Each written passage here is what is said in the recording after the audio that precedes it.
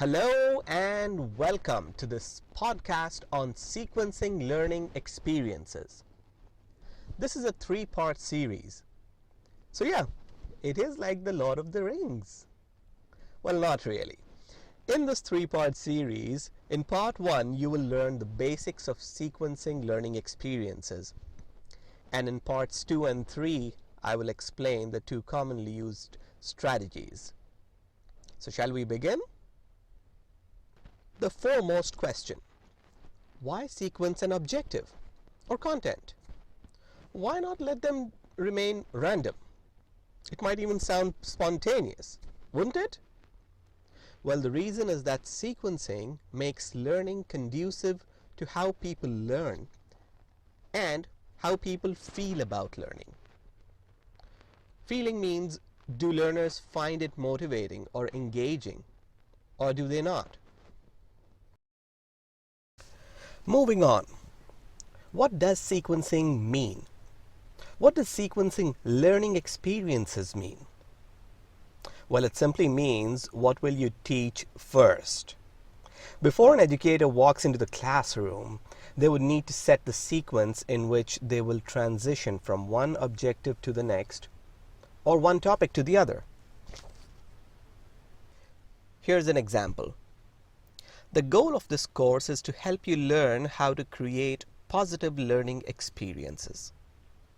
To be able to do that, you need to know theories of adult education, how to identify characteristics of adult learners, how to write objectives and sequence them, how to select methods and materials, and finally, how to evaluate. Moving down this flowchart, let's pick objectives, for instance.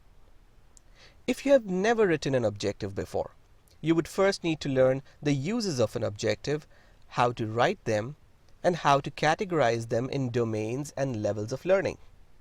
Right? Well, moving down further, before you write an objective, you would need to know the three components of an objective. Right? Well, that's why in session 4, if you remember, we started from the lowest level of learning and built block by block using the pattern that you see on your screen. By the way, this process of building block by block is also known as constructivism. Now that we've talked a little bit about the why and the what of sequencing, let's move on to the how. The rule of thumb for sequencing is to start by teaching items that the learners are a bit familiar with, and gradually move on to the unfamiliar tasks or objectives. That's how you'd build on their existing knowledge. Let's take another look at the example of this course. Do you remember when we started learning objectives from Cranton? We started the session with uses of an objective. That's because you were familiar with this topic from the week before, and you had also read it in the textbook. So we covered uses and then built on that knowledge by spending more time on how to write an objective, which was also the real reason for you being here. I hope this example gave you a good sense of how sequencing works. Now, let's expand this topic a little further. There are 4 major categories of sequencing strategies: hierarchical task analysis, conceptual strategies, experience-based sequencing, and procedural analysis. There are some subcategories as well, so all in all, 14 of them.